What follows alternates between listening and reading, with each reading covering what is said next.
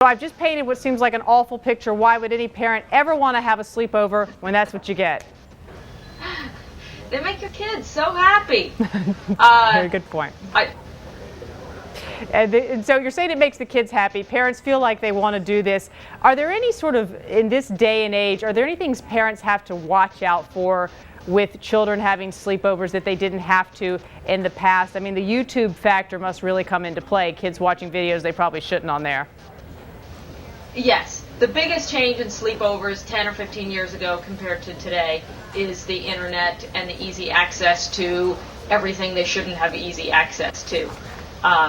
But talking to experts and things about sleepovers and teenagers and tweens, like Sue was talking, it's frankly not that different than making prank telephone calls or the things you would have tried to do. So parents need to monitor it all the same. Know who's going to be over, what kind of kids they are, and keep monitoring the activities throughout the evening.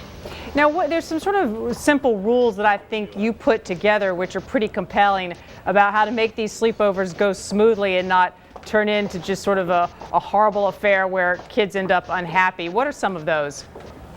A lot of it's common sense for parents, but some that we learned from parents or experts are, obviously odd numbers are no fun because if anybody's dividing into teams or conversations or we're partners, odd number somebody's always left out.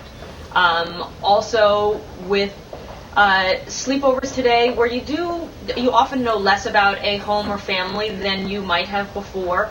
That it's really important for the kids and parents to have a code word that even though this is my good friend and you said I could come here, I'm not comfortable anymore. Can you come and get me?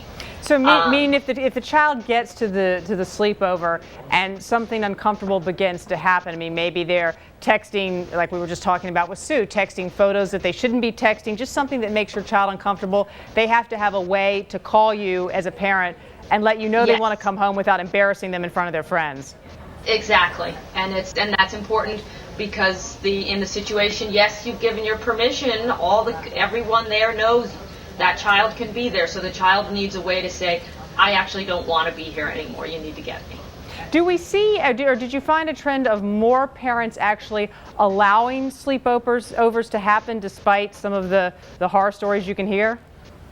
I think in general, parents love to say, oh, they exhaust me, I don't want them. But they do know that their kids love them, and most parents, when pressed, they do say it's a great way to see their kids interacting with their friends and get to know their friends and their families and watch how they are together. And experts have pointed out, you asked what really is, why really should parents and kids do it?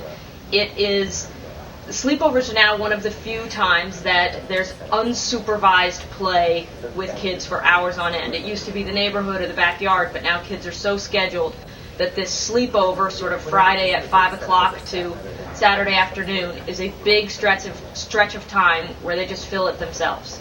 And Molly, you mentioned if parents don't want to have the full sleepover, there's something called this isn't the right word, but a sleepover light or something like that, where the parents pick them up at 10. One expert calls it the sleep under, because you're not staying over.